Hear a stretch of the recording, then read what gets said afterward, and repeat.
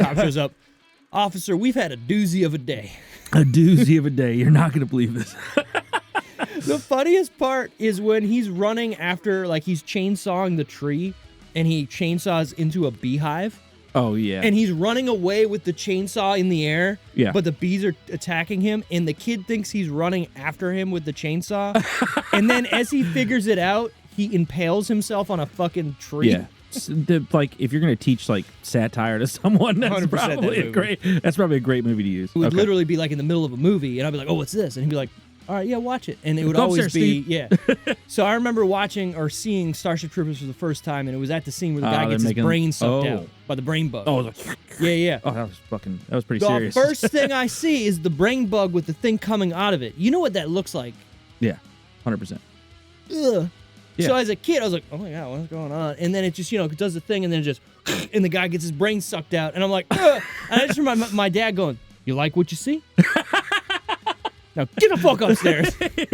So there was a lot of memory unlocked. Oh no! Hold on, take a breather. Time out. We were playing Metal Gear Solid. I think it was 4, and you had got it. We were doing a playthrough, and it was either the day after or the morning of. Maybe it was the morning or evening. I can't remember. We did it in 2 sessions, right? Yeah. One of the sessions, your dad came downstairs when he was getting his ass inspected in the suit. Yeah, so it was just zoomed in on fucking Snake's ass. Yeah. And your dad's like, hey, what are you guys playing? Oh, yeah. I remember going, Ass Inspector 3000. No, so, yeah, okay. So, but Dad has an innate ability of either he knows these movies to a T and he knows when to do this, or it's just a sixth sense. I'm going with a sixth sense. Maybe a seventh sense. It'd be way cooler if he did know. If he just knew. He scoped out everything ahead of time and he knows everything. He walks around the corner with that upstairs and just listens for a minute. He's like, not yet. Wait. Not yet. All right. Now's my time.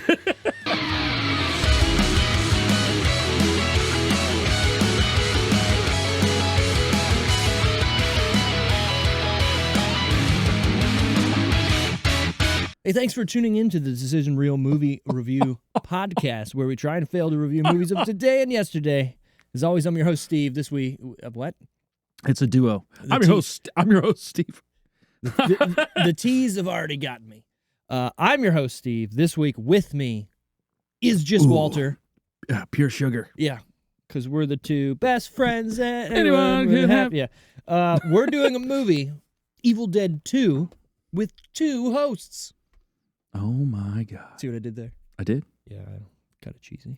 I'm kind of glad we did this because it let me put old Beetlejuice off. Okay. To watch with Sarah because she's never seen it. She's never seen Beetlejuice? No. I don't think she has. I'm pretty sure she said she's never seen Beetlejuice. Okay. Yeah.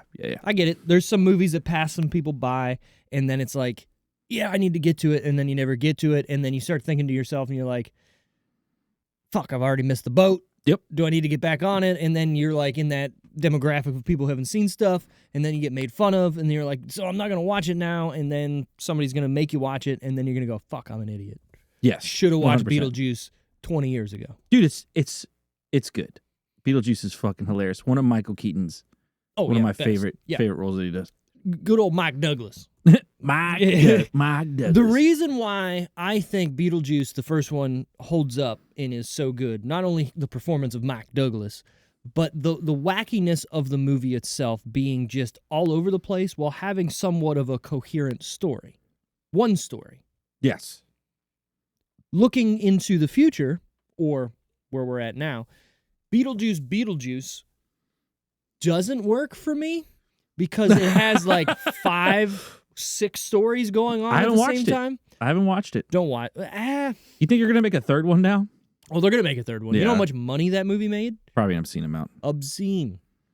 But you're there for nostalgia at this point, right? Like, yeah. Mike Douglas, well, he is Beetlejuice. Mike Douglas. Well, he's on screen as Beetlejuice. Amazing. I wanted more. Look, the first movie, he comes in halfway through. Like 40 minutes in. Yes. 50 minutes in. The first mistake of the new movie, he's in like the first 5 minutes. Yeah, can't do it. And it makes no sense. Yeah. And then they just go away from the certain things that make no sense. It's what everybody's waiting for. And they give it to you immediately. Right. Well, the movie is called Beetlejuice, Steve. They better fucking give me Beetlejuice. Yeah. But anyway, I just said it 3 times. This movie, though. Yes. Completely forgot about it. But not at the same time. Good. Loved reliving it. Good. This is a B movie. I mean... Unintentionally. Maybe. Intentionally? No. This was like a pilot. It felt like, right? Well, you got to think. So back in... We'll get to the year this was made. The first Evil Dead was literally like a C movie, if you want to really break it down or think about it, right? So this movie comes in, and it's... There's always those conflicting people like, oh, it's just a remake of the first one. I mean, the first 5 minutes are, right? Where they're retelling what happened to Ash at the cabin before these people show up. And the same things sort of ensue. But isn't that what Evil Dead always has been afterwards and always is? Is just the same shit? Yes, 100%. And isn't it not... You're stealing it from it, and it's perfect. It is the best shit. Feed it to me every time. Well, exactly. I just need the book. I need someone to read from the book, and someone going, you mustn't read from the book. And then shit happens. Nick too. And then you have fucked up shit that happens, and you have Deadites show up, and they say stupid stuff, and then they get a boomstick up their butt, and then... It's the best. Just Ash groovy, and that's it. That's all I need. The boomstick changed in this one, though. It did. I think it went double barrel. It is a double barrel. In this one. Yeah. Something about the cock and shotgun. This is my boom. I don't know. Iconic. There is one thing upon rewatching this that I never realized or picked up before in my numerous previous watches before it. That made no sense. But so in the beginning, where they're showing the girl's mom and dad who actually found the book, I never put 2 and 2 together where they find the book. They find it in a castle. Oh, yeah. Yeah. I honestly, it's one of those things. I think when I first watched it, I was like, oh, forgot about it until now. Right. That's what I'm saying. Like, I've never even thought, like, oh, they went to a castle to find it. In my brain, the book was just always in the basement of this cabin, right? No. They were looking for this. Oh, yeah. Right? And they found it at a castle in which there's a knife or a dagger right beside it. They show, what's that dagger? The Kandarian dagger. Right? The Kandarian dagger. And so then, obviously people seeing this movie for the first time back in the 80s aren't going to go, oh, I know what this is. It's a castle, right? Yeah. But knowing where the next movie goes, back in the past, where he shows up at a confusing way to watch these if you're new. Right. If you're watching any of these for the first time, you're like, wait, there's another one? You probably watched Army of Darkness first. And you're like, someone tells you, like you or me, do you know there's other ones? Right. Oh, there's other ones too that are new. Also, you're like, what the fuck? It being called just Army of Darkness does not signify that you need to watch 2 movies before it. Exactly. Which I like it. I kind of like it. I do too, because like it gets you, and you come in at a wait a second. What the fuck's going on here? Yeah. Another thing about this movie that it took me a time to watch is it actually is kind of scary, but it's only scary because of the fake deer on the wall. Just the laughing. Fake deer is terrifying. Yes. The way it like contorts its head, and it's almost like stop motion, but it's not stop motion. Dude, it's the worst. I was like, oh God. Yeah. I don't know. Something about, like you said, B movie, or like the quality of a good B movie where you're like, all right, this looks fake as shit and stupid. Like there's a part where the guy gets thrown up in the ceiling and his head hits that light bulb, and it looks like it was done in slow motion and then they sped it up. Yeah. I fuck with it. Yeah, you know what I mean? There's a lot of fisheye. Yeah. A lot of fisheye in this too, where it's like it really up close and some craziness distorted. I like it. I like all the practical effects. Obviously, they don't need to look the best. I mean, the what's her face in the basement where she comes up through the floor and everything. You're like, this looks bad, but it's hilarious. And I think it it's adds, the white eyes. You're right. The white eyes. I think it adds to the charm of Evil Dead is the fact that everything looks comical. Okay, thank you. I was going to say, like, they could have made it more realistic, but it's not. Dude, it's hilarious.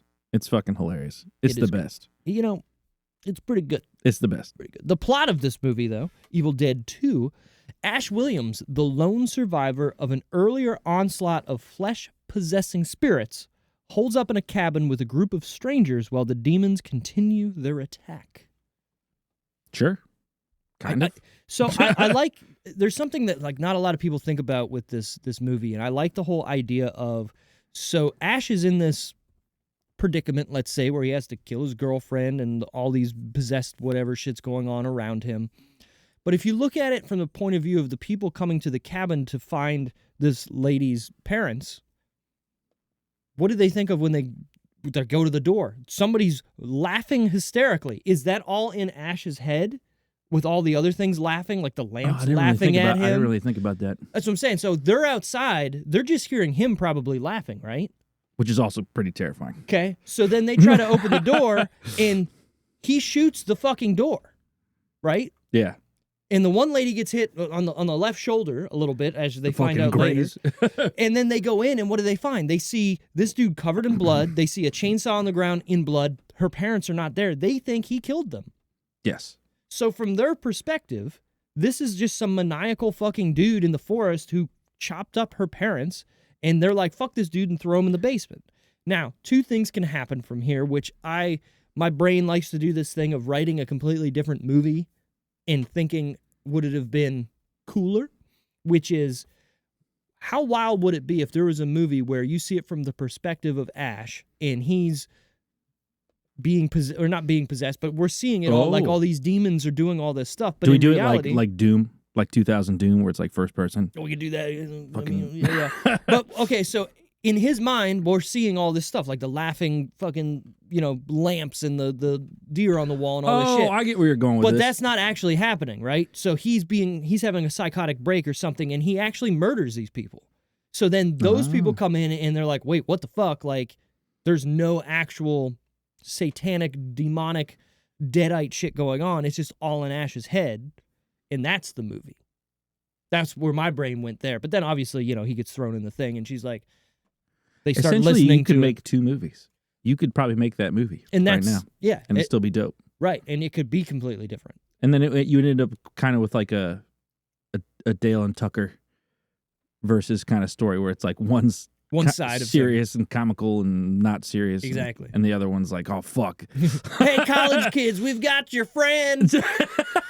And they're like, we're going to fucking kill you. And they're like, where are they going? What is it? Jumped into the wood chipper. Fucking cop shows up. Officer, we've had a doozy of a day. A doozy of a day. You're not going to believe this. The funniest part is when he's running after, like, he's chainsawing the tree, and he chainsaws into a beehive. Oh, yeah. And he's running away with the chainsaw in the air, yeah. But the bees are attacking him, and the kid thinks he's running after him with the chainsaw. And then as he figures it out, he impales himself on a fucking tree. Yeah. Like, if you're going to teach, like, satire to someone, that's probably a great movie to use. What's funny about Tucker and Dale versus Evil is when you show somebody, like, snippets of it, they're like, well, this looks like the dumbest thing. I'm not watching You this. have to watch it, though. That's a movie you have to watch. Yes. Front to back to understand We've done brilliance. that here. We've done that one, right? Excuse me. We've had to have done that. I don't think we have. Damn. That might have to be a sneak. That doesn't even need to be a Halloween pick. No, not at all. I'm surprised I have not picked that.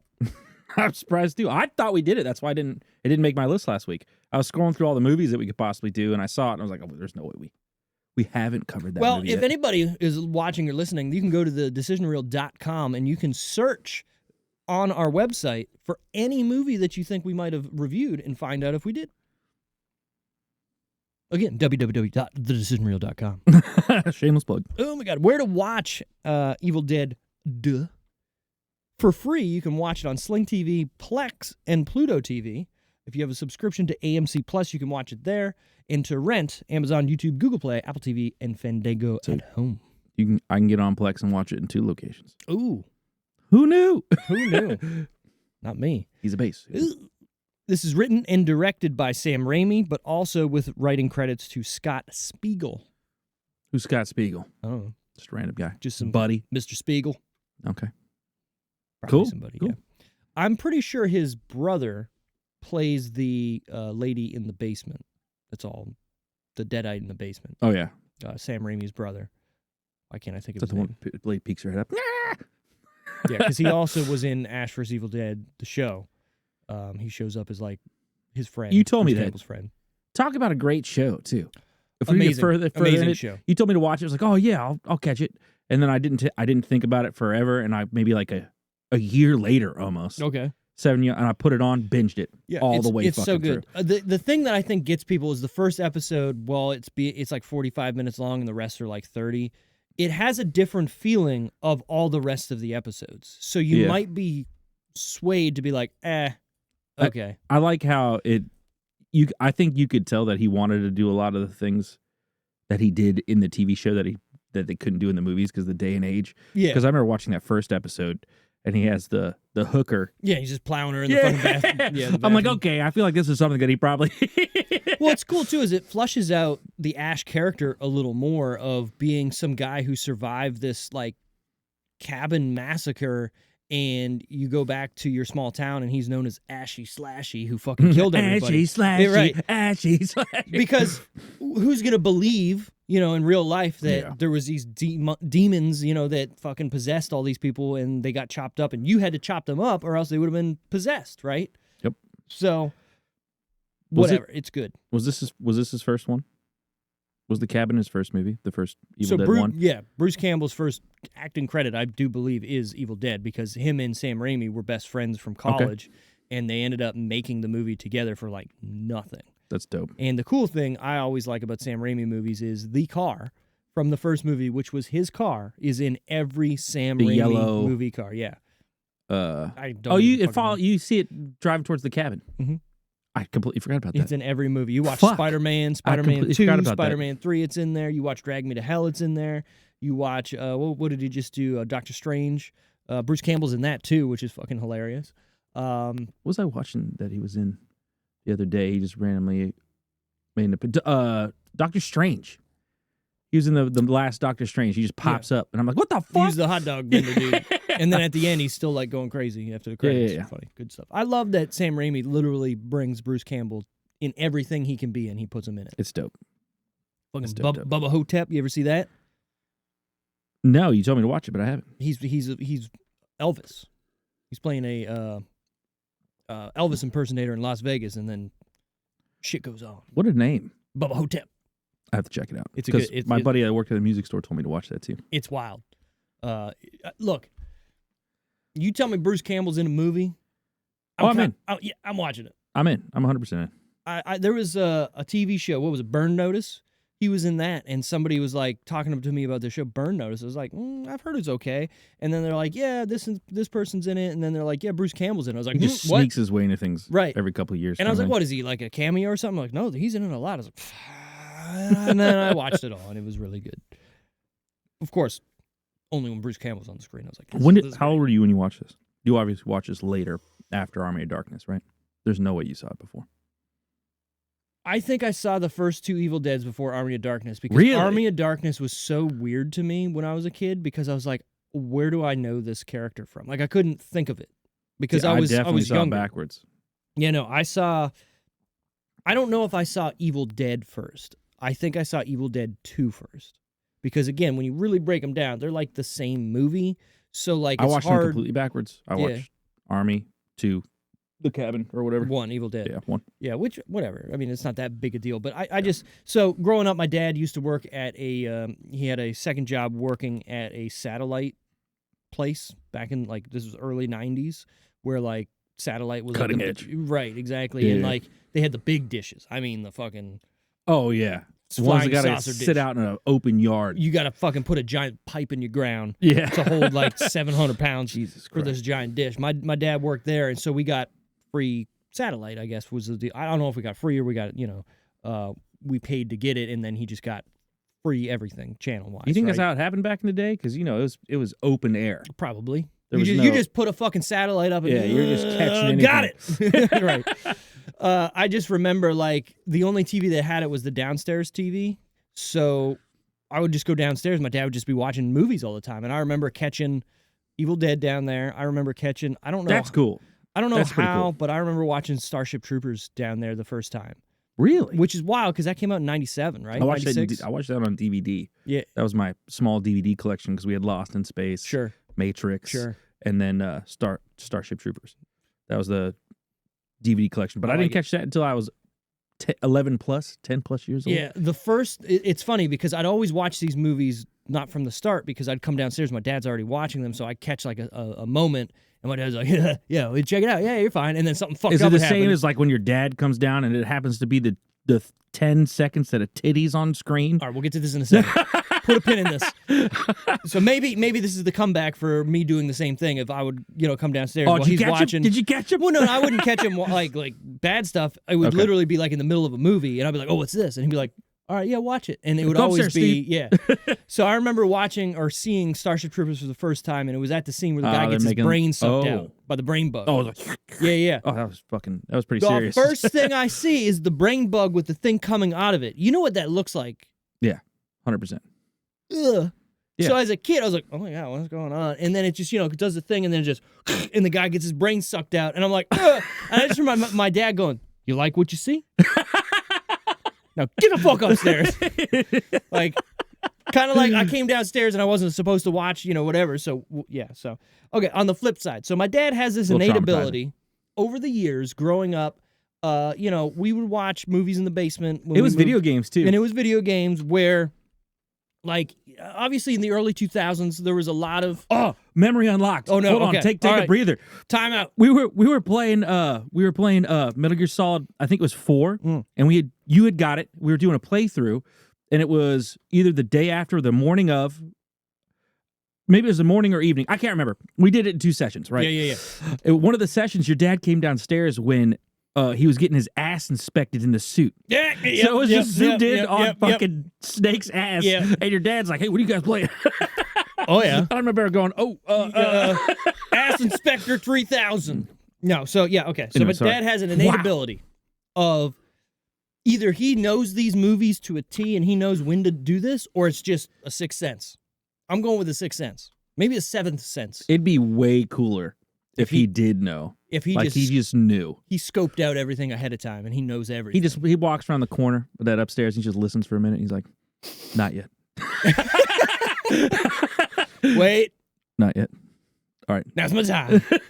So, again, the early 2000s movies, like the, American Pies, the old schools, or whatever, they would always have gratuitous titty shots in them. 100%. Randomly, right? My dad worked out a perfect playbook of walking downstairs at those exact moments in every movie. And he wouldn't, disrupt us. He wouldn't tell us to turn it off. He would just go, "Hey, what are you guys watching?" And then go, "Oh, yeah." "All right, then." And then walks away. He would watch the scene with us, wouldn't say anything, wouldn't "Hey, stop watching this. Oh, I'll fucking tell your mother," what it just, "Oh, all right, then." Hilarious. Kind of dope, though. I mean, kind of dope.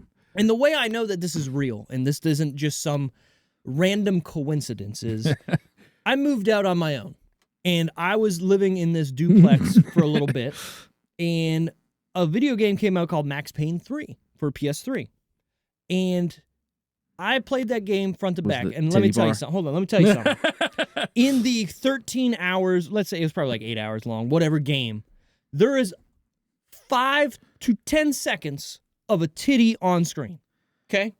5 to 10. Yeah, and so this proves the theory that he clearly doesn't know. Because you could choose how long. Yeah. Right. Okay. So I'm sitting in my house playing this game on a Sunday afternoon, and my dad walks in the duplex, but without walking, because where I was in a separate room that was right off of the front door. He walks in, chooses to look around my living room, and then walks into where I'm playing, goes, "What are you playing?" "Oh, yeah." "All right." And then walks out. He could have walked straight in before that or waited afterwards or walked somewhere else. Nope. That's so funny. Just walked in, went, 2, 3. What are you playing there? Innate ability. Oh, Sixth sense. Superpower. Gotta be. Yeah, it's gotta be. And you know what? Great superpower. Do you think it's just with you? Have you talked to your brother about this? I've never talked to my brother about it. Brian? Well, hold on. So my brother would watch some of those movies with me, so he might be aware of said superpower. I'd ask him because I think it might be a thing. Let's get him on the phone right now. Hey. Hey, Brian. Do you remember that? What? No. It wasn't like a 1 to 2 time thing. It was literally every time my friends were over and we were watching a movie, come downstairs. We guys, oh yeah.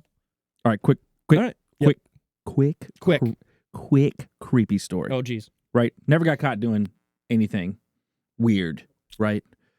Define no. I mean, I got caught doing like stupid shit. Sure. Who hasn't? But the only time I ever got caught by my dad, like, it was the scariest shit. Very Halloween-esque, right? So I sneak out. I'm a bad kid. I was a very bad kid.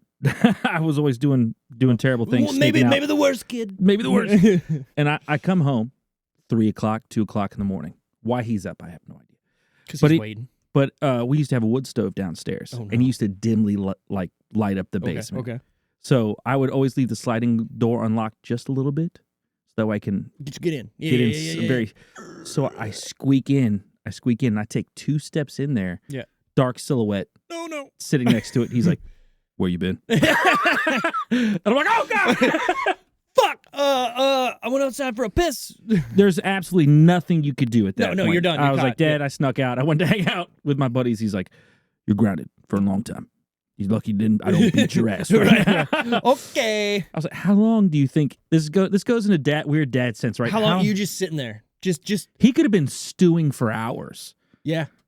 Because if you were gone, my dad, he probably found it early, right? He probably came down there around midnight just to stoke the fire, fill it up, keep the house warm. Hey, Wally, you sleep? No, he's not there. So I like to envision that he's just dicking around. He's like, "God damn it." He goes upstairs for a minute. He's like, "All right, I got to catch him, though. I got to go back downstairs." Probably goes up, asks your mom, like, "Hey, do you know where Wally went?" Guess what? He's probably like, "Guess what? Yeah. Fucking your son's gone." Yeah. He's out doing blowing. Doing God knows what with who knows who. Yeah. I'm going to fucking up. You go to sleep. I'm going to go wait. Yeah. My boss was like, "No, don't do that. Don't do that. Go to bed." I got this. Go to bed. I'll never forget that. And then literally pulls that chair up in a specific location, and he's like, just sitting there. This is a good spot. Okay. And then literally just turns his brain off. You got to think, too, because there wasn't like cell phones weren't popular. What are you doing? What are you doing? He's just simmering. He's hibernating. Yeah, he's just waiting. Yep. Just waiting for that. You had nothing better to do, right? What are you going to do? Yeah. I would be sleeping right now. Nope. Yeah. Waiting. No. What a guy. I like it. Anyways. Evil Dead 2 is rated R. I don't know. What do you think? For what? Gore, maybe. What's funny is this movie actually got an X rating when it was first released. And then was it like stricter back then, I'm assuming? Yeah, so what was funny is they had a whole bunch of other stuff they wanted to do blood-wise, but they felt like the first movie, because there was so much blood in it, they're like, okay, well, to get around the first one was wild. Oh, for the first time. Like, you remember, like, there was I'll compare it to Terrifier. Okay. It would zoom in on parts of gore. Oh, yeah? And it would stick with it. Because I remember with that movie, the first one, there's a scene where I think he's in the basement, and they pull she's like one of the zombie chicks scratches his leg. Yeah. And then just keeps scratching, and you can see skin getting pulled off. I was this is a lot. Oh. Yeah. This is a lot. So they did something in this movie they thought would get them around the MPAA or whatever who was doing it back then, is they made the blood different colors. So if you notice, there's black, there's green, there's kind of a yellow in there. Yeah. So they thought that was going to help them with That's something that they did later on, too, like killing aliens and shit like that. So that didn't help. They still got a whatever. And then it ended up it ended up being released unrated. Now, what I want to talk about, and you brought it up, when a movie's unrated, that means that if I work at the movie counter, I cannot tell you can't go into this movie if you're underage. So if you're the ratings board and you're giving this movie such a bad rating that it's unrated, aren't you not doing your job? Essentially, yeah. If it's something so bad that you don't give it a rating. Right. Now anybody can get in. Yeah. So what you said about Terrifier, we went and saw it, right? Did it have a rating? No. It was unrated because it was so fucking bad. So you can't tell an 8-year-old you can't go in this. It's kind of wild. Didn't think of it that way. So story time. I had some friends that came over and we were talking about it, and they're like, "Oh yeah, our 14-year-old son, I took him to go see it, and we dropped him off with their friend to go see the movie." And They call me and they're like, hey, they're not letting us get into this movie. So I drive down to the movie theater like, hey, I'm giving my blessing that they can go in. The theater said, are you going into the movie with them? No. Then they can't see the movie. And this person was like, I don't understand. This is bullshit. Why the fuck? You're just being... Go watch it. Well, no, basically, watch it. They thought the movie theater guy was being a little too much and a little like, hey, I'm having a power trip. Right? Yeah. And I said, nay. They were warning you because I'm a guy who loves his gore. Okay? Yeah. I don't mind it. I love a good gore not, fest. Yeah. I've said it 3 times on this podcast now. I wanted to stop watching that movie. Yeah, there's parts in time where it's like, dude, I was like, oof. I was checking it. I was like, I'm done. Like, stop. It was a lot, dude. That movie was a lot. Imagine an 8-year-old seeing that. Yeah. A 14-year-old seeing that. Yeah, they were there. There was people there when we were that age there when we went to go see it. It was fucking wild. I explained that to her, and she was like, oh, I didn't realize. Okay, maybe I don't feel so, like, shitty now. Or actually, now I feel bad because I embarrassed myself. I was like, well, you didn't know. There's only one other time, and I guess it's relative that I might have seen it worse, but I was very young, and I went to go see The Ring 2. Okay. Ringu. Not very young. Youngish. Sure. Old enough to go do it by myself. But we go to the Waldorf movie theater. Mm-hmm. Remember the one by the mall? The mall. The AMC. We go there, walk in. I'm sitting up top. I'm watching people come in. Kind of ghetto movie theater. I mean, a little bit. But people come in with a baby stroller. A baby stroller. There's a baby in a stroller. This is a 7:30, 8 o'clock movie. Look, if you can't get a babysitter, don't go. Don't to see fucking go. Yeah, don't wreck it for everybody else. Go to a fucking random thrift store or something like that, and you'll find it on DVD at that point. But I gotta see it today, son. It was wild. Spoilers. Yeah. Whatever. Speaking of spoilers, not really. Evil Dead 2 is starring Bruce Campbell as Ash Williams. Sarah Berry is Annie Nobley. Was that Nobley. Nobley? Or Nobi. Dan Hicks is Jake. Cassie Wesley is Bobby Joe. Denise Bexler is Linda. Snowy Winters as Dancing Demon Linda. Damn, Snowy Winters. That's a dancer's name. Sure. A pole dancer's name. We got Richard Domier as Professor dandruff? Ed Jetley. Maybe. John Peaks is Professor Nobi. Lou Hancock is Harrietta Nobi. Her name was Lou? There's a lot of Nobis. Well, so the are they married? The daughter and the parents, remember? Oh, yeah. I didn't know they were actually fucking... Yeah, oh, I was right. Ted Raimi as possessed Henrietta and William Preston Robertson as the voice of the Evil Dead. I like it. Yeah, I like it. Not too bad. Not I too like bad. it. The one thing I want to say is the guy who was like older, who was calling that one girl baby and like they were together. Sure.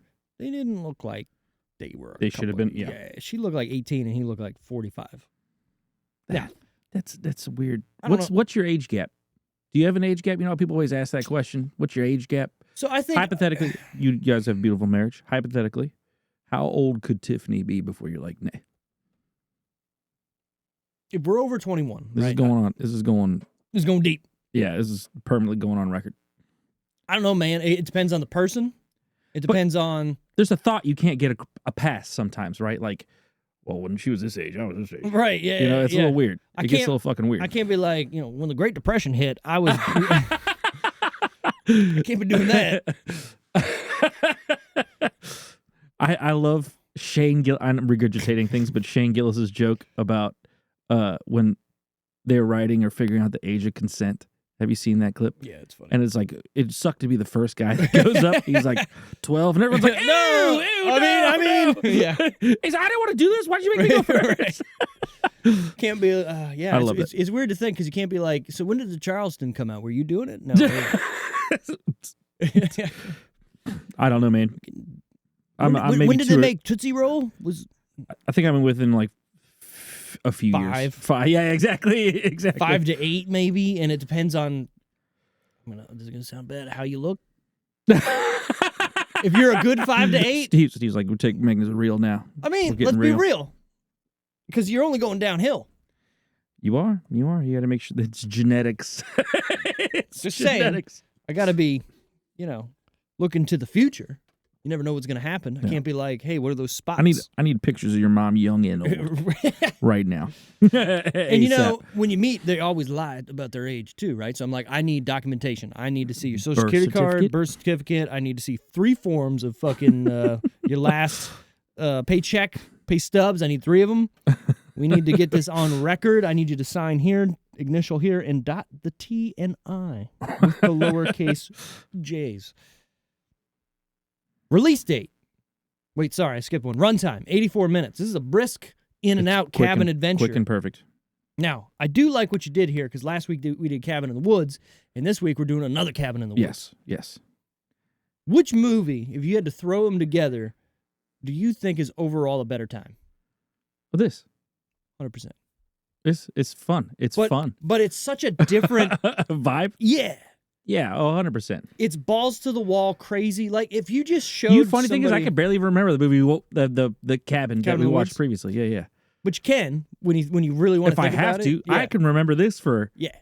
Well, I think a decade or two. I think it comes down to simplicity too, right? Like 100%. The movie is just in a cabin, and there's a fucking dude for the first 20, 30 minutes. It's just Bruce going crazy by himself. Which if you just show somebody that today, they'd be like, yeah. What is this? I think the other movie that we watch is stored in a different spot in my brain. Okay, the okay movies, the good movies. It's like a warehouse, right? Like whatever that, like Dreamcatcher. It's like a warehouse of stuff. Shut up! It's so good. But that movie's stored in a place where it's like weird fucking crossover movies. The cabin that we reviewed last week. I get what you're saying. This is stored in a place of fun and oh my god! If you've seen this, you should see this. It's hilarious. It's terribly good. It's in its Evil Dead is in its own category for me because like they're not good media. Like let's be real. There's nothing amazingly about. You think it's for specific people? It feels like it's 100% because I don't think I can ask anyone besides you in my friend group to watch this that would like it. Okay. You know what I'm saying? Like think of someone around us that would like this. Who do you think?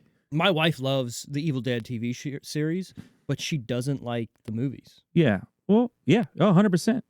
I can see that more in everybody else. Yeah. But I don't. Not to say she doesn't like the movies, but I feel like it's more of a.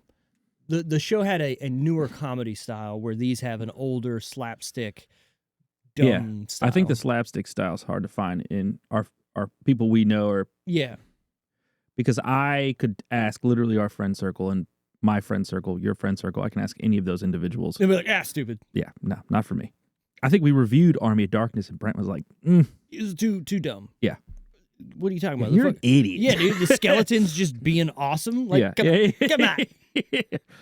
Him becoming, or all the little versions of himself, is great. It's great. Get him out. Even this, when he's fighting his own hand, is genius. Oh, yes. And then he's shooting into the wall, and then the wall bleeds just a little bit. Squirts. And then just erupts. Yeah. Why? Because there's no reason for it. That's why. Just sounds like a fun like a dude just going, this would be cool. It's almost, it's probably them sitting in that cabin going, what else could we do? What else could we do? All right, well, what if we shot holes in the wall? Cool. Dude, I wish it was that simple. It can be that simple. Well, nowadays it can't be. And you know what? No. I feel like that's the problem with Hollywood today. And I know a lot, we've talked about this, and a lot of people have, ideas about it, but it's literally, you have to make a big budget movie that's going to make $1 billion or we're not making it. If this movie came out today, I know a lot of people would be like, oh, I don't know. I don't think this would do good. But I do think if you put this tender love and care into something like this, it would do very well. If you make something from the that's fisheye to the funny to the you make something good, it's good. Exactly. And people will find their way to it. Like, look, Terrifier just beat the Joker 2. Yeah, probably for good. Did you watch Joker 2? Have you watched it? No, neither have I. Because I've heard it's a piece of shit. And why is it a piece of shit? Because it was made without care. It was made probably for a cash grab. Right. Now, Terrifier 3, yes, it went over the top and was a little too fucking gory and a little too, oh my God, for me. But the people that are making that movie certainly fucking care about what they're doing. Oh, yeah. And it shows. Yeah. Yeah. I mean, if that's what you're into. I mean, that's what you're into. Evil chainsaw. Dead. Tara's not fucking here. Did she listen to these? You can these? say it. No. Dude, the chainsaw. Spoilers for Terrifier 3. That chainsaw, the first Okay, so a lot of it's fucking gory, but that chainsaw, when he falls on the floor and the chainsaw cuts through him, and then you see everything. Balls, Hold wiener, on. Before he butthole. does that, he cuts through his butthole. anus. God, doesn't even and finish. then flips him over and then cuts him in half, and that wiener's just flopping everywhere. Can you clip that? Can that be your clip? Fucking flopping everywhere. Look. Ugh. Give them credit. I give them the biggest credit in the world for going for it. Because that wasn't even the scene that I was like, it was too much. They can't outdo. I hesitate to say that they can't do better. Oh, they will. Than that. I'm not going to see it. I'm not going to go. I don't care what you guys say. I'm not going to see it. Okay, that's fine. No, but credit's where it's due. Like, it was good. The whole scene I think the bar scene with Santa was like my favorite part of it because Art really thought that was Santa. And that was hilarious to me because how does this demon think that that's really Santa? Does that mean that Santa's real? Maybe in this world. Mm-hmm. And then there's also the part where they go to the mall, which this is the only thing, which I find fucking crazy that this is the only thing that people actually have a problem with in the public is them blowing up children. Oh, dude. Oh, yeah, get the fuck out of here. Like, they didn't show it, but... The first thing you said when we walked in that movie was in reference to children, and I was like, oh, yeah, just take them. Just take them. And they did. Yeah, 100%. All of them. I didn't expect it to go down like that. No. I didn't expect... Okay, the gun... Again, Art having just a gun at times is the funniest shit ever. It's the best. It's like when he fucking finally feels like he's getting... Too bad! Just blows your fucking head off. And again, if we're thinking about this as in universe, that's a demon going, I got a gun. Yeah. Like, you're done, man. It's so comical because it's so hilarious. overlooked in every movie because as soon as you give something evil a gun, it just doesn't become evil anymore. It's just the dude with a gun. And it kind of does it with this, but in a really good way. You're right. Which is hilarious, You guys fucking, the first one or I guess watch the second one? No, the first one. You guys maybe watch the first one first. He's getting his ass whooped by the girl with the 2x4, I think. Yeah, and he just pulls out a gun and shoots her in the leg. Shoots her in the fucking leg. Yeah, like, too bad. This guy had a gun the whole fucking time. You got to have an exit strategy, man. Yeah. Shit's going wrong. You got to know when to get out. Just having fun. Just having a good time. We're ruining his good time. That's what we're doing. We are. That's what they're doing. They're ruining it. He's trying to have a fucking every, 7 years, 5 years. Whatever it is, yeah. He just wakes up. He's a demon. He's like, oh, okay. Back at it. Let's go. Party time. Let's go have a good night, man. Party. Party. Because I got to just chop off people's fucking faces. I don't know. Anyways, release date of Evil Dead 2. You want to take a guess at the year? It's 80s. Okay, yeah. It's 80s, and I would say mid to late. If it might be early 90s, but I doubt it because I feel like Army of Darkness was early 90s. Because I remember my grandma having the VHS tape, and it was sitting right next to the first Jurassic Park tape. Okay. So I'm gonna guess late 80s, early 80s, mid to late 80s. March 13th, 1987. Hey, there you go. Yep. I could date it. Yep. Who knows? Let's see. Tara's not here. Got it. Yeah, I actually thought about that. It wasn't just fucking off the cuff. Shot. You gotta get it out, or else she's gonna take it from you. That's That's how it goes. So box office that week, the top 10. 87. This is a weird top 10 because I didn't put some of these in my head here. It's 87. Yeah, there's a couple that I've never. Most of these I've never heard of. Number 10 I've heard of. Hoosiers. Canadian movie? No, that's the one, the basketball. Oh, okay. Yeah. My bad. Number 9, no idea. Outrageous Fortune. No idea. I have no idea. I'm not going to be able to look these up fast enough. That sounds like a cool ass video game that would be. I don't know what it could be, but it's fucking Outrageous Fortune. It does. It sounds like maybe SNES, like a gambling game. Could be. Yeah. Oh, this looks like something you would watch. Oh no. It definitely looks like Robert Redford and. I don't know. I wish you could see this. Oh. Yeah, we can skip it. It doesn't even have any Robbie McCollin, Anita Prebler. It's like a B movie. I don't know any of these actors. Ew. Well, it was at number 9. Number 8, Mannequin. Scary movie? Did you say the exact date this came out? Yes. What was the month again? March 13th, 1987. March. Weird, right? Yeah. I don't understand horror movies coming out not around horror season. It just doesn't make sense to me. It doesn't make sense to me either. Like, would you release a fucking Christmas movie in March? No. Exactly. Nope. This has Kim Cattrall in it. I feel like I've seen her before. No idea. Yeah, James Spader. Sex in the City, Kim Cattrall. James Spader. Yeah, James Spader's even. Is that Blacklist that he That did? is a Blacklist, yeah. Yeah. He's okay. Yeah. He's all right. For a strawberry beer, it's okay. It's okay. Do you like strawberry shit? Depends on what it is. You know what's weird? Oh, no. Strawberry, banana together, delicious. Strawberry individually, banana individually, a lot of things it doesn't work. You're right. You ever think about that? No. Doesn't make any sense. Some things are made for each other. Like you and I, buddy. Hey, what's up? Number 7. Witchboard. TCH? Witch. TCH. Board. I feel like it's another word. This has been the most... Right. Another word for Ouija board to me. Yeah. Witchboard? Ouija board? Yeah. Tawny Kitane? Oh my God. I don't know who this person is, but she's had some serious fucking plastic surgery. Holy shit. Don't know any of these actors. What's Tawny Kitane was the girl? Yeah. Ugh. Linda Brewster is the person she plays. But Tawny Kitane. Linda Brewster. Yeah. She got the cheeks done and everything. She looks like the lady from The Boys. Oh my God. Todd Allen, Stephen Nichols, Kathleen Wilholt. I don't know how you say that. Yeah. Burke Byers. Hold on, let me read this. When his girlfriend becomes dangerously obsessed with a ghost she contacted using a Ouija board. Yes. Jim, I wonder if you think a Ouija board, you think someone owns the rights? Probably, and they couldn't use it. There's another movie that's called Ouija that came out lately. But anyway, Jim reluctantly joins forces with his ex, his own estranged childhood best friend, to identify and exorcise the evil spirit. Here's my question. Ouija boards are bullshit, right? Yes. Anytime someone uses a Ouija board with more than one person, there's one person who's fucking with everyone, right? Yeah, I was with one person. Okay, so you're never going to have a group of people with one person that's not fucking with everybody. So what happens when you get it together with a group of people that don't want to fuck with anybody? Nothing happens, right? Yes. It just doesn't move. Yeah. So then you just go, oh, no spirit. Yep. You have to be touching it, Steve. It's bullshit. You have to be touching it.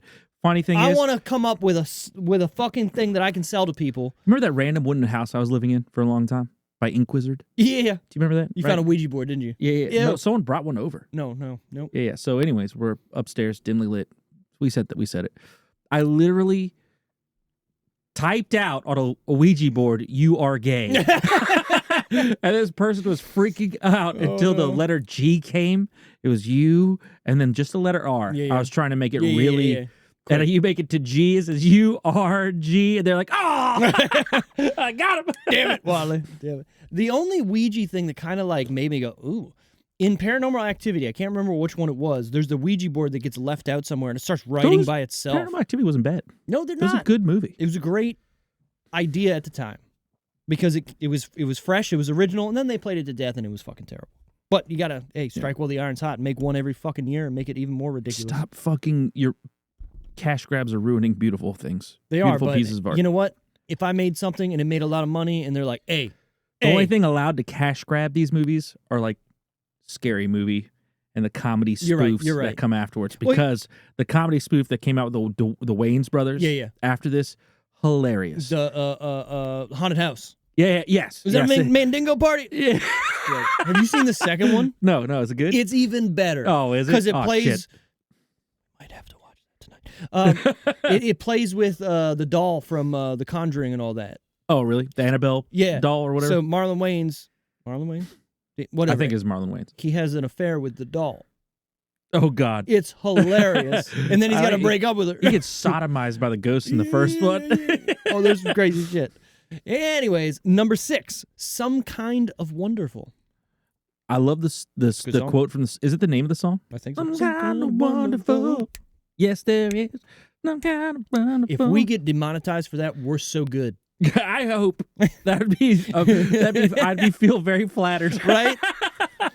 Copyright infringement. You think chick flick? Let's take bets to see if Tara would know this. Probably. Some Kind of Wonderful. Oh, it's got a couple people. Eric Stoltz. Okay. Mary Stewart. Leah Thompson. Is she the milk lady from The Boys? Is she the mom? Leah Thompson, yeah. Was that Leah Thompson? What else is she in? I don't know. Let's find out. She's been in a bunch of things, though. A bunch of little things. You should know. You should know. There's stop, Steve! Stop! Why do you always do this? Because there's a weird connection there between two characters or two actors that you're not picking up on, but I'm picking up on. Leah Thompson, Eric Stoltz. Do you know who Eric Stoltz is? You ever seen the movie Mask, where the dude's got a deformed fucking face? Yeah. Yeah, he's that, but he's also the original Marty McFly. Oh, before fucking what's his face took over? They filmed so much of that movie, and they were just like, this ain't fucking working, man. Because he was trying to do it serious, and they didn't have that quirky, like, funny guy. And the Rick and Morty thing? Yeah, they were watching dailies, and they're just like, this just isn't fucking working. We gotta... How bad does that have to suck to be him? Yeah, so I'm curious. You obviously would know more about this, but I wonder if they had the casting in mind for that prior. So they did. So they wanted Michael J. Fox originally. The problem was he was working on the show Family Ties, I believe, at the time. So that makes sense then. That makes sense. They couldn't release him from his contract. Someone really wanted Michael J. Fox. Yes. Did you hear it? He's kind of downhill. Oh, he's ready to go, probably. Yeah. And you know what? It's gonna break my heart, but he's done very well for what he's done, and he's raised a lot of money for Parkinson's and did champion. Solid human, man. Yeah, but so the crazy thing with that story is they made it work by him still filming Family Ties and filming Back to the Future in the same days. Dude, he would drive from set to set. He would only sleep in the car on the rides there and back, and it wasn't that far away. That's crazy. Just working, I think it was like 6 months straight like that. Like, fuck, that's crazy. Also, why would a TV show need that much filming? I don't know. A 30-minute or 20-minute sitcom doesn't need to. This is still the first one, so I don't even think at this point, was that budgeted as a big movie? Was that going to be a big movie? It was, yeah. Robert Zemeckis. I mean, it was Steven Spielberg, I believe, was one of the producers. It was big. The one thing I wanted to get to earlier that we kind of glossed over is talking about first movies and then saying, hey, we need to do this again really quick and we need to cash out on it. The problem is that first movie is always so good because how long did it take them to develop that movie, to write that movie, to come up with that movie? Dude, Christopher Lloyd is almost 90. Yeah, dude, killing it, he's right? 86. You think he's going to make it to 90? I do. Let's take bets. Well, he's outliving. He's cashing out at 89. You do? We're taking bets? Wait. 88. I was watching miles an hour. Another movie that we've done on here was Nobody. And he's dead. He's dead. Yeah. And he's in an old folks home with the shotgun. It's great.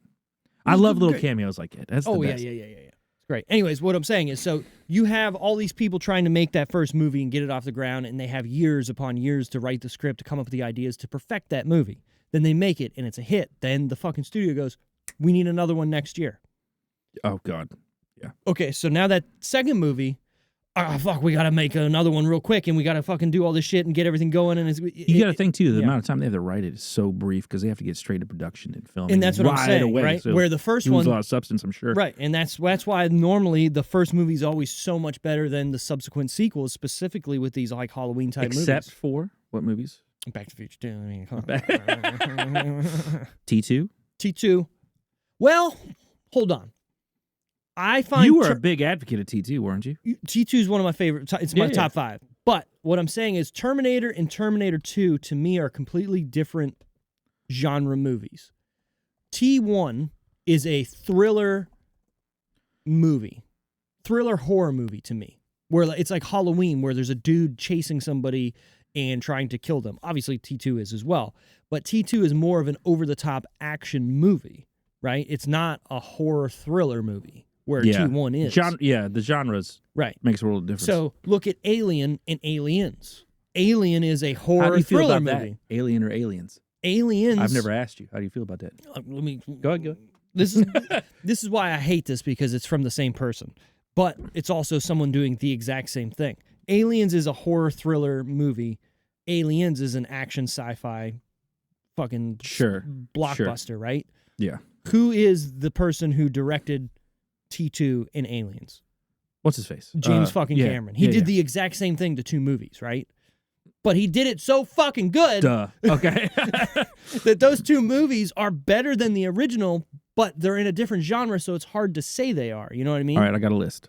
Okay. I got a list. Oh, God. So this is just a straight Google populated AI. I'm pretty sure they're going by sequels that grossed a certain amount of money. Sure. So I think it's movies in attendance. The Dark Knight, Godfather Part 2, Captain America, Evil Dead 2. I don't know why they decided to put that one on here. Because it's a good fucking sequel. Spider-Man 2 to the 2004. Can I say something about Spider-Man 2? Sam Raimi, sure. Everybody says that's the best superhero movie ever. That movie fucking sucks. I don't like it. I like the first one. I like the first Second one. Whatever. It's not something I think sucks, but it's not as big as they think. I get why you're angry that it's everybody said that champions way. it as like this is the greatest whatever. It's nah. Shrek 2. Yeah, okay. For sure. Obviously. That's a good one. Toy Story 2. I like Toy Story 2. I like it, but I can't remember if I think that's better than the first one. I like it because it flushes out Woody's backstory. They do the Al's Toy Barn thing. They do all that. You know what? The whole sequence where they're repainting him alone makes that movie better than the first one. Dude, Empire Strikes Back. Sure. Lord of the Rings. Which one? The Return of the King. Oh, yes. Toy Story 3 better. Superman. Max Fury. Or Mad Max Fury Road. That was a good movie. Yeah. But the first two are not that. They're awesome, but they're not that great. No, they're Australian whatever movies. You know what's crazy? Mad Max Beyond Thunderdome is amazing, and no one talks about it. I don't think I've seen it, bro. Oh no! I've seen it. Never mind. Tina Turner, come on. Come on. Oh Lord. Yeah. Logan, last one. Pretty good. That's really good. Logan is really good. I forget about that movie sometimes. X2. Is that better than X-Men? I like X2. X2's great. Motherfucker. I like X2. Wolverine putting his claws through that dude in the fridge. Dude, it's good. It's good. It's so good. So I'm going to say something. In my top 5 movies of all time, Terminator 2's in it, Aliens is in it, and Back to the Future 2's in it. Okay. You missed one. What's the last one? You said top 5. Are you saving it? I'm saying those are in my top 5. I'm saying you sequels. just fucking super suspended. You named fucking 3 or 4. What I'm saying is all-time favorite movies in my top 5, there's 3 of them that are sequels. Gotcha. Good. I was curious. Can you guess just another one that's in my top 5? It's a original movie. Teenage Mutant Ninja Turtles? That's a great guess, but I actually like Secret of the Ooze better. Yeah, I do. Yeah, look, you got that. Not in my top 5 though, but it's up there. Fucking Ninja Rap, come on. I don't know, man. I know your taste, but you like a lot of different things. Come on, so it's pretty easy. What is it? Oh, Jurassic. The second one? It's so good. It's my top 5 too. Well, I just like sequels. I just like sequels. People put that low on the list. Here's what I'm going to say. Same thing too. Jurassic Park, the first movie, is a entirely better movie all around. It's a horror movie. It's a great movie. But something about The Lost World, I want to be in that movie. Like, I want to be in the world of that movie. I want to be traveling with them when they finally land and they're running after all the dinosaurs and they're trying to capture them. I want to be in that thing that shoots out of the side of that thing. Well, that's what they made it feel like. Yeah. So the first one is a cinematic masterpiece. Everything about the first one is a fucking masterpiece, right? But the second one, it felt like they grabbed people that were so outside and pulled them in that made you feel like that. Exactly. And then they give a whole fucking second half of a movie. You think it's done. No. It's not done. They're doing King Kong in New York, baby, but it's a T-Rex in California. What's up? Perfect. It is perfect. The dog on the chain? Hilarious. You know what's funny is, so that whole sequence was not in the original cut of the movie. Really? That's all done afterwards. That's a reshoot. They didn't know how to end it properly. And they were like, what are we going to do? And that's what they came up with. And people, that's why, so there's one main problem I have with that movie. I've said it once already on this podcast. Container ship? It's a container ship. The actual sequence of the movie is raptors get on that and kill all the people on the ship, right? Yeah, not the fucking baby T-Rex. Because that's what you're led to believe is, okay, something ate these people. What was it? Well, it wasn't the big T-Rex. Yeah. So it's the baby T-Rex. Okay. Yeah, that's definitely a big old plot hole. But guess what? The movie's so good and so epic that you don't even think about it until it's over. You're like, what the fuck? You were the only other person I knew that had the toy. Oh, I still got RV. I still got it, bro. Whatever. What they call an RV like it? Camper. I don't know. I love that shit. They called it's called a high. You go up and hide. I will say I'm missing one part of it that pisses me off. So in between the young two, buck, a male. It can't pivot right. It won't set and. No, your gum. Ew. I gotta watch that now. Bro, all day, every day, I'll watch that movie. We go upstairs after this. You fucking Nick Van Owen, let's go. I don't even care that he's got a black daughter that does gymnastics and kills raptors with it. That part is hilarious. It's great. It doesn't make sense. It doesn't make a bit of fucking sense. When that raptor's going through that window with its face in the truck, that terrified me. Still does. That movie did such a good job of letting you know that it's about to happen and then freaking you out anyways. Don't go in the long grass. Yeah. You knew shit was about to happen that was bad. It's RJ's pack. Yeah. Dude, all day, all fucking day. It's your lucky pack. Dude, it's what a good movie. Right, anyways, where were we? The top 5 we're in now. Number 5, Angel Heart. Why does that sound familiar? I don't know. It's probably another witch movie. A lot of witches. Yeah, in March. Late 80s. Yeah, you're right. Mid to late 90s. Practical magic. Angel Heart, not a witch movie. Let me see what the general synopsis is. Neo-noir physical horror film. Oh, it's a horror film. Neo-noir. Mickey Rourke? Ooh, Robert De Niro? What? Wait, hold on. Lisa Bonet. Is it Bonnet or Bonet? Bonet. Lisa Bonet. Lisa Bonnet. This has a heavy list of people. Charlotte Rampling. She was an older actor. What's the IMDb score on that guy? 7? 7.2. Ooh, okay. It's a 7.2. Let's read. In 1955, New Orleans, a small-time private investigator, Harry Angel, funny name, is hired by a man who calls himself Louis Cypher to track down a singer named Johnny Favorite. Look at the names. That kind of sounds dope. But the investigation takes an unexpected and somber turn. Horror movie. Okay. Robert De Niro's in a big suit. He looks like he could be the devil. That looks like, from the context clues, this looks like a Lucifer movie. And it looks like Robert De Niro might be the fallen angel in this. Okay, I like that. Anyways. I like that. Number 4, Tin Men. Not Tin Man, Tin Men. What about Tin Cup? Dude, Tin Cup's great.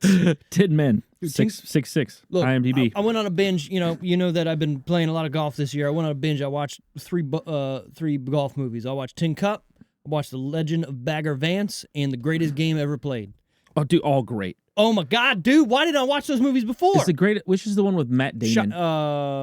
Legend of Bagger Vance. That's such a good fucking Will Smith? movie. Oh fuck yeah! Yeah, the caddy. Yeah, I completely forget about that. And shit. then Greatest Game Ever Played is Shia. Well, you know where I'm a sleeper on this fucking podcast? The reason I'm a sleeper is because I don't know anything. But I know everything. But I know everything. At the same time. I don't know a goddamn thing, but for some reason, I still know everything. Yeah. We had this conversation a while back, Wally, and I feel like from 1990 to 2010, I watched every fucking thing media that's ever come out. I think it was that in the Walmart bin. Sure. Since 2010, I've kind of just like... Faded. You're not watching anything. No, I'm just watching all that old shit again. If it's worth it, we go to theaters. Still. Correct. Still but old school move. Yeah. But like, where did I have time to do all that? I don't know. I think the same thing frequently. Like, there'll be movies or TV shows that will come up and I'll be like, oh yeah, I watched all this. I think I do have I contemplate that the experience that I have in like movies and video games, I do often think like, have I wasted my time? Because I've clearly spent an obscene amount of time doing both. That's the other thing too. Video games. How many fucking video games have me and you combined to play? Junior and I, once I built out that Steam Deck with all my emulations, it's at 5,000 plus now. It's ridiculous. By the way. Yeah. And I squeezed that into 2 terabytes, including all those and compressing them. Amazing. Anyways, Junior and I are going through the games like beat that. I am easily above 200 to 300. You know the amount of time just that? There's probably plenty of more. Crazy. Yeah, it's fucking wild. I know there's an app out there that you can combine like your watch history and then it'll tell you how many minutes or how many hours, how many days, how many years you watch stuff. I want something that'll do that for video games are different though, right? Because you can't. Oh yeah, you played it for 8 hours. Yeah, you might not have, right? Because you know me. I'm going, hey, it's telling me to go this way. I'm going to go this way to check out and see what's there because I want to know. See, you and I are completely different. I'm I'm beelining it like it's a movie 90% of the time. It depends on how good the game is, though. Okay, touche. I want to see everything. I want to walk around. I want to go around this corner because I want to shoot a ketchup bottle. Yeah. Oh, dude. My 12-year-old brain was just like, oh, my God. And then you hit the fucking Kleenex thing. It's a dud.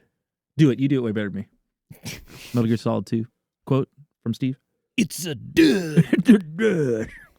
Anyways, Tin Men. Tin Men. Richard Dreyfuss. Oh, my Danny God. DeVito. Oh, shit. Barbara Hershey. And that's all. All the big ones. Oh, Jackie Gale. It has a lot of big names from back in the day. Interesting. Danny DeVito. Yeah, I don't know what this is. Top 3 that week. You ready? No particular order. Then you got to guess the order that they're in. All right, go. Platoon. What? Jesus Christ. A Nightmare on Elm Street 3, Dream Warriors. Okay. Lethal Weapon. Platoon and Lethal, the same fucking thing? How big was Mel Gibson at this time? He was big, right? He was large. Was this after? This is after Mad Max 1 and 2. Okay. Lethal Weapon is a huge fucking movie, dude. Oh, shit. Get too old for this shit. It's funny because I feel like Platoon is critically acclaimed. It is. As one of the best war movies of all time. It is. I'm gonna go Lethal, Platoon, and then Nightmare on Elm. Lethal, considering Platoon. This is March. Okay, touche. It is number 1, Lethal Weapon. A. Number 2, A Nightmare on Elm Street. Suck my balls. Number 3, Platoon. I want to say it's probably maybe Platoon came out later or something like that. Could be. Whatever. What was not in the top 10? This. Evil Dead 2 was not in the top 10. It was number 14. Oh. I mean, kind of closer than probably. You got to think, like you said earlier, this is a B movie, right? Yes. Like, this is the second movie ever from Sam Raimi. This is a sequel to a movie that probably nobody knew or really saw until this movie became, like, on video cassette. 100%. Maybe 100%. Laserdisc. Maybe it was Laserdisc in 87. Yeah. Fucking Laserdisc. My wife keeps telling me, you're not buying a Laserdisc player. And I'm telling her that I'm not. Do you not. still have Laserdisc discs? Oh, you can get them. Do you have No, them? I don't have any, but I want them. The problem is I don't need another collection to start. You just keep going back. Yeah. You'll keep going back with different storage formats. That's what I want. Until there's nothing left. Exactly. Have you seen the first computer? It's a wall with a bunch of plugs. It's a room, dude. It's still analog. Yeah. It's like fucking ones and zeros. It's crazy. Binary. But yeah, I'm going to go back. I'm going to buy Empire Strikes Back. I'm going to buy all the Star Wars movies on Laserdisc. Oh, yeah. Fucking Jurassic Park on Laserdisc.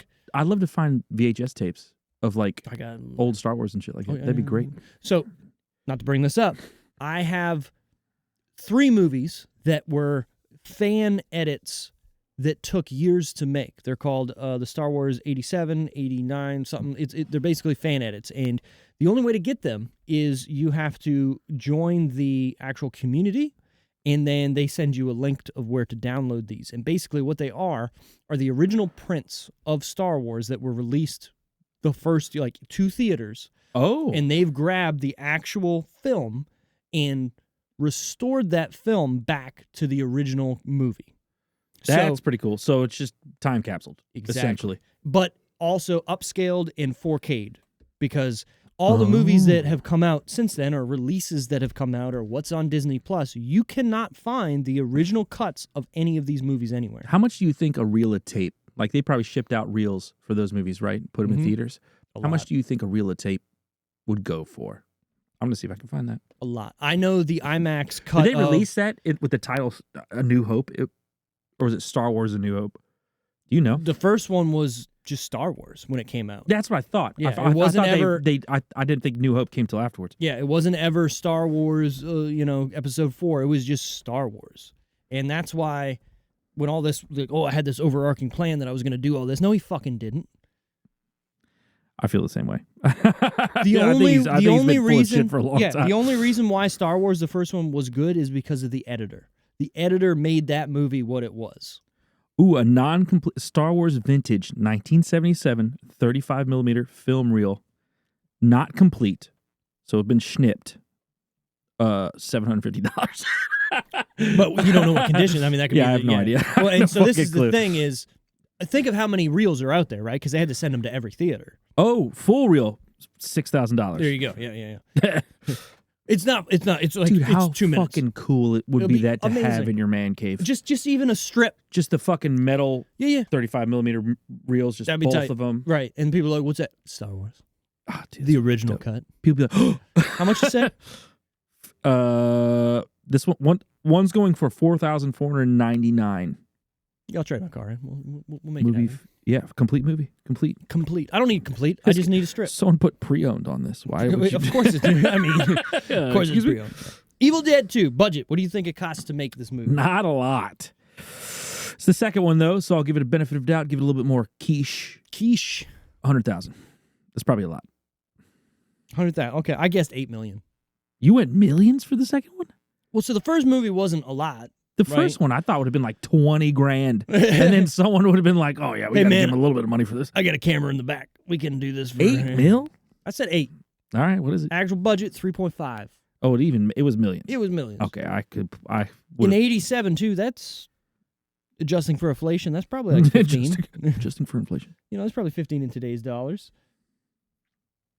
Well, wouldn't have guessed. Wouldn't have fucking guessed. Wouldn't have guessed, yeah. Okay, box office then. What do we think it made? Number 14, I'm going to go with $5 million. $5 million. I guessed 10. Opening weekend, it did $807,000. Overall, it made $5.9 million. Hey, Jim Boy! I'm 2 for 3. 2 for 3. Look at you. I like it. Okay, tomatometer time. Rotten Tomatoes score. What do we think critics and audience gave this? Oh, God. This is where I feel like I'm going to get shot in the foot. This is hard. I will say this is always a hard one because some movies you're like, yeah, shit, 90%. It's always the fucking ones that feel like cult classics that just throw you for a loop. This feels like this whole genre, or this whole sequel, or whatever you call it. Older movies, too, I feel like are held in a higher regard, even if it's shitty. Okay. I'm not saying that to sway you at all. I'm going to go audience higher. I'm going to go audience with a 69. Ooh. I'm going to go critics with a 51. 51. I guessed critics 70, audience 85. You went high with this? Yeah. Critics. I couldn't get past the thought of it being such a B movie-ish. Critics 88. Good. Audience 89. You're good. That's not bad. You got to think them older movies. For a loop, dude. Those older movies, for some reason, I feel like critics are more like. My problem is, I think with what, like, this one that sits right here next to me is in my head sometimes. We can't have that. Yeah, I got to get her out. She doesn't know what she's talking about. She's just spewing numbers, too. All right, new favorite part of the show, the IMDb top and lowest reviews. Top review from Shane Kamel Lee. Gamel. Gamelsh. Shane Camelli of April 24th, 2020. So this is relatively new. Saw it for the first time when I was about 13 and it blew my mind. Since then, I have probably revisited it about 24 times. Sam Raimi 12 times. Goddamn. Go 24. Oh, 24 times. Holy shit. Sam Raimi really had a great vision, and the camera work in this movie is something else. Bruce Campbell is phenomenal as Ash, and he has his best performance ever in this. You can really tell he's putting everything he's got into this role. I still can't believe Bruce Campbell never became an A-list actor. I recommend this to any horror fan or fan of great movies. Superman. I am he should have been. Quite sure that you'll never forget this one. 10 out of 10. I love that he brought up the camera work. Because it's good. Because that's one of my favorite things about this. You can see him pull it into the television series, or was it a series or just a streaming series? I don't know. Stars. But the close up fish eyes, the back of fish eyes, the exaggerated shots. It's great, man. It's phenomenal. Well, just the whole idea. I don't see that anywhere else. Well, so Evil Dead has a signature shot, right? It's them going through the forest. To bring whatever. No other movie can. Spirit moving. Yeah, no other movie can do that because they did it. That's their thing. Yeah. So that's something crazy. There's also a lot of the. I feel like they've tried. They have, sure, but did they do it in Dale Tucker? I feel like I've seen it in other movies. I'm trying to figure out what movie I've seen them do that in or pay homage with. I don't think it was in Tucker and Dale, but I don't know. The other thing too, they got a lot of the reverse smoke shots where they're playing it in reverse, but it looks like it's going back into the ground, shit like that. Simple they do that things, a lot, and it works. Is it evil? Was it this one? Because it's been a while. I didn't watch it currently. It's been a while since I've seen this. But this was the mirror scene, right? This one had the mirror scene. The second one. I love the double. That's great. The double. You could tell, but it's dimly lit, so you kind of. But it works. Yeah, it works perfectly. Perfect. Everything in this movie works. I love the background too. They decorate the background. Evil Dead 2. I like that. That'd be a cool tattoo right there. That skull. Yeah. With eyes. Yeah. Crazy. Good job. Good job on the fucking the borders and the little things. Oh, you like that's that? Good. Huh? Yeah. That took me a while. There's a spider there that's moving. Right. I know. It's dope. I don't think anyone appreciates it enough. Thank you. Low score. This is from Dave 330 of January 1999.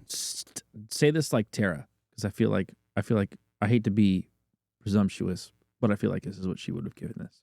Why can't this movie... No. I don't know if you sound like that, but... No. Why can't this movie be half as good as the first? I may be alone here, and really? that's fine, but this movie makes any low-budget B-horror movie look professionally done. For as good as the original was, this movie is as bad.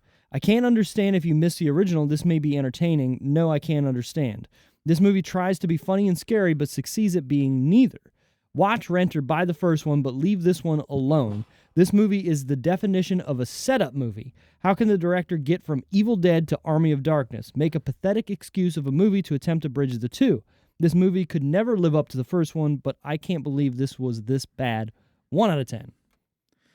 I don't know about that one. I don't know. A lot of that seemed like this dude maybe didn't watch the whole thing. Maybe he watched Army of Darkness first, then watched this and was like, oh, that could be it up. Some of that didn't really make too much sense to me, but whatever. Fuck you, Dave. Yeah, Dave. 330. I'm gonna cut that and send it to your dad. Fuck you, Dave. That's funny. Favorite character in this movie? I mean, it's pretty. Ash. I mean, it's got to be groovy. I do like, and excuse me, because these movies would get blurred together for me. But the doll on the head. Is that the first one or the second one? No, the second one's the first. Second one's deer. Oh, is it the first? Yeah. That is fucking singed into my brain. So sorry. I like I'll pick another one. The lamps laughing too. Oh yeah, that scene with him just laughing hysterically. It's great. It's fucking awesome. But also kind of terrifying. Yeah. He does a great job. Oh yeah. But of also like terrifying. losing his shit. Yeah. And that's why I'm saying, like, if you were those people coming up on the cabin and you're like, what the fuck is going on in there? And then shots come out, you're thinking that's a crazy dude who just killed your parents. I guess my favorite, I love his one-liners. Suck it. He has a lot of good one-liners that I really like. The deer scene is also just stuck with me. That whole stuff, the laughing on the wall is stuck with me this whole time. The window scene stuck with me. The hand scene is stuck. It's all stuck with me. It's the whole movie's with it. Yeah.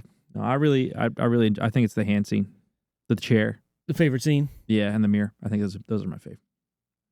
Yeah. I mean, there's a lot. I mean, the hand. There's a lot of weird shit in this. It's a lot of weird stuff. I think you're right when you're like, what else can we do? Yeah, and that's what they're doing. They're just sitting around all right, well, we can chop your hand off. Cool. What else?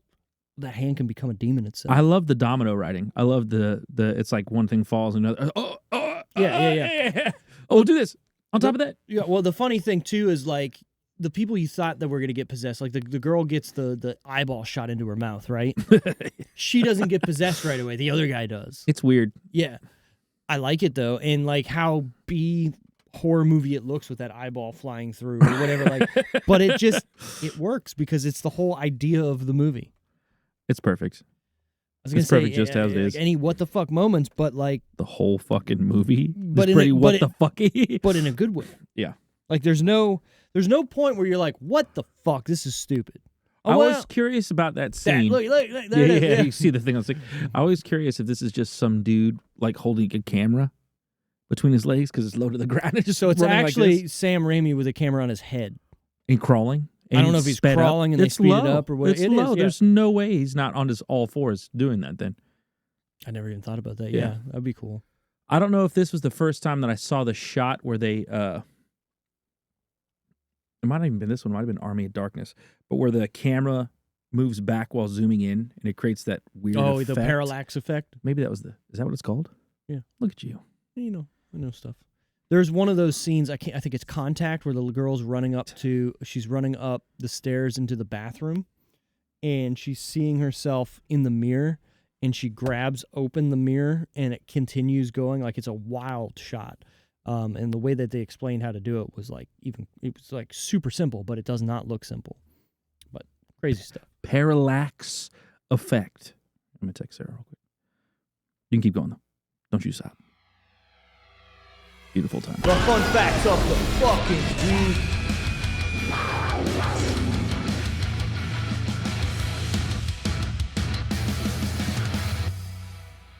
During the scene where the severed head of Linda bites Ash's hand, Bruce Campbell says the single line, "work shed."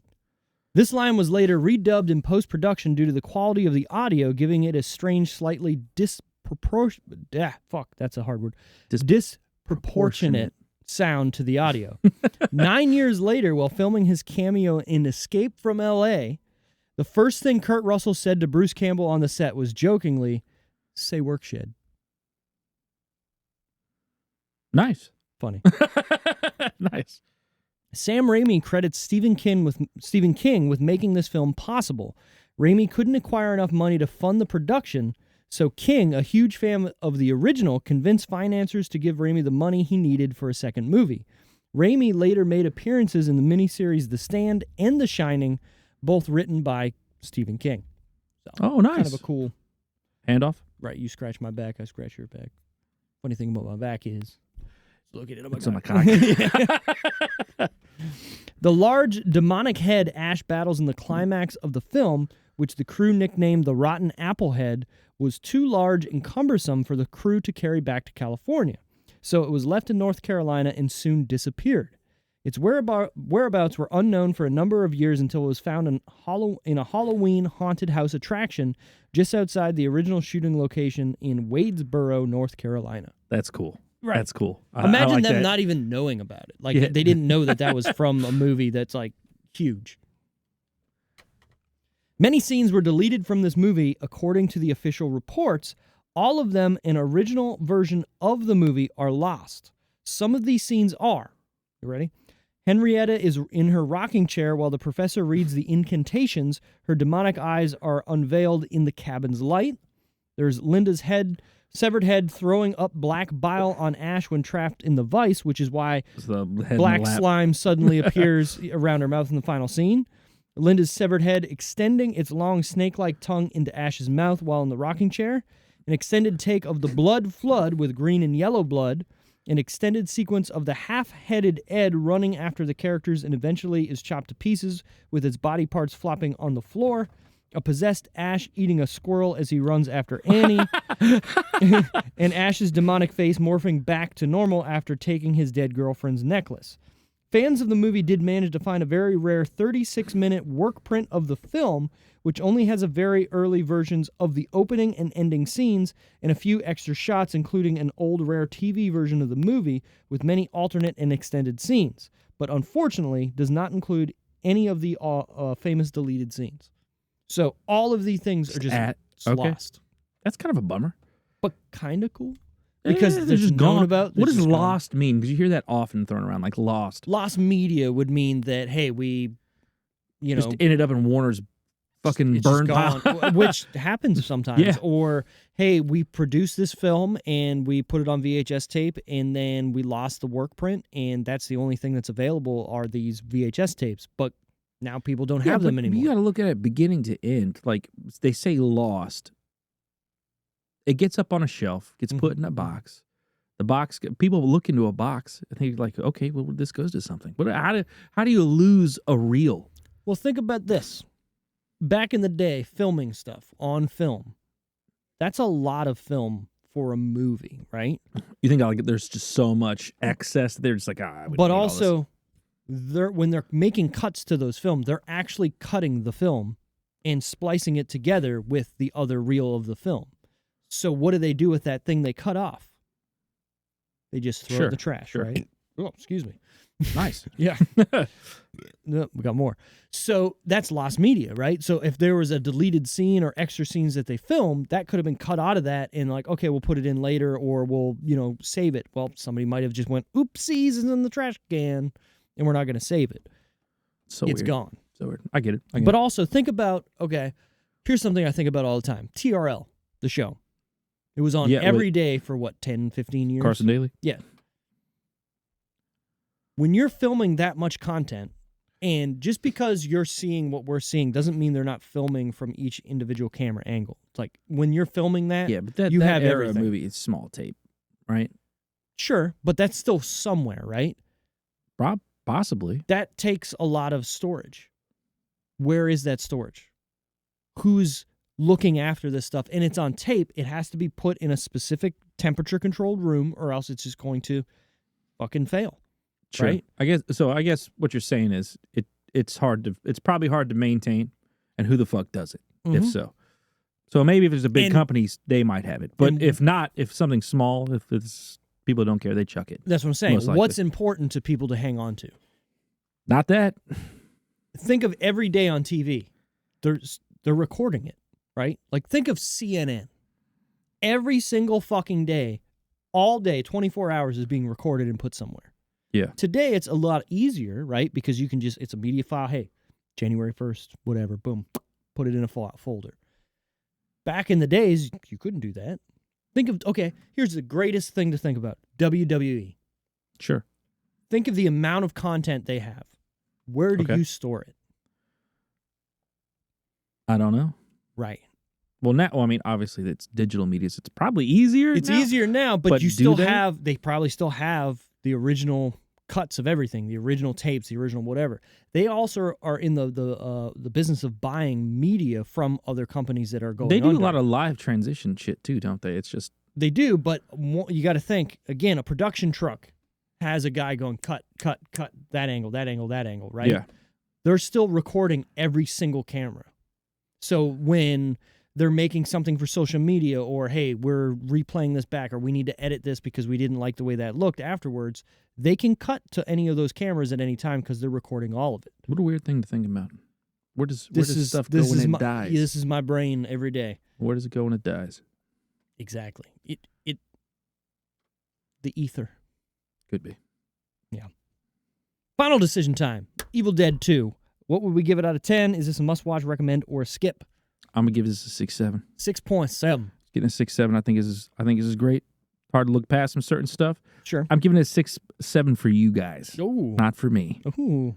For me, this is a much higher rating, but I want to make sure that I give this a proper rating for the people. Not a lot of movies where you cut your girlfriend's head off, put it in a vice, and then fucking cut it in half, right? Exactly. Like, I mean, exactly. Yeah. So that's up there. 6.7 to be a lot higher. I had a couple points to that, maybe a point and a half if it was just me and not giving a fuck. But this is a good movie. I hold the first one a little lower, and then I hold Army of Darkness a little higher. Yeah, there's something special about Army of Darkness. So it's just... He brought his boomstick out. Yeah, it's good. Army of Darkness is so good. That's I will say... cult classic for me. Ash vs. Evil Dead TV series, 9 out of 10. It's good. It's so good. You're at a 9? 9 out of 10 for that TV series. I've probably been an 8.85. It's still really fucking good. Highest recommend if you're into gore and horror. Yeah, horror comedy. Oh, yeah. Horror comedy. Evil Dead 2, for me, I'm giving this a 7 out of 10. This is the movie that really started my love for gore comedy and still, to me, holds up a crazy, over-the-top fever dream that is still just as good today as it was back in 1987. I love everything about this movie. I love how just kinetic the fucking energy of the movie is. It just keeps going. Good word. Try. And it just, like, the whole scene of him It just does laughing. pinball. This movie tends to there's not a lot of lulls. It goes right to what it needs to do next. Exactly. It's short, sweet, to the point, does what it needs to do, and gets the fuck out. And, like, the scene in which they're all laughing and going, and, like, the whole movie just starts and just goes. And even it has to retell the first movie, it does it in such a way that it doesn't lose steam, it doesn't bog down. I hope that there's directors listening to me or writers that listen to me when I say, I don't need a fucking backstory. Every goddamn movie. Get in and go. I don't give a fuck what this person did. Tell me during the rest of the shit, like everybody else should. Right. Maybe give me a little exposition dump from one person, like, hey, remember back fucking 2 years ago there, bud? Yeah. Exactly. That's all you need. God damn it. That's all you need. I like it. Well, hey, this is the end of spooky season because this is out. Halloween Day, baby. Fuck yeah. Yeah. What a Halloween episode. Yeah. I like it. Next week, I believe, is Josh's pick, and he's going to hold us in suspense. Because we haven't heard from him. Right. He might be dead. We don't know. Happy Halloween. Yeah, it might be my pick. Who knows? Yeah. So it's going to be good shit. But anyways, thanks for listening. Thanks for watching. Find us on our YouTube channel, @The Decision Reel. Find us on our socials, @The Decision Reel. Find us on our website, thedecisionreel.com. And like favorite, do you think? Nailed it. Deuces. Bye.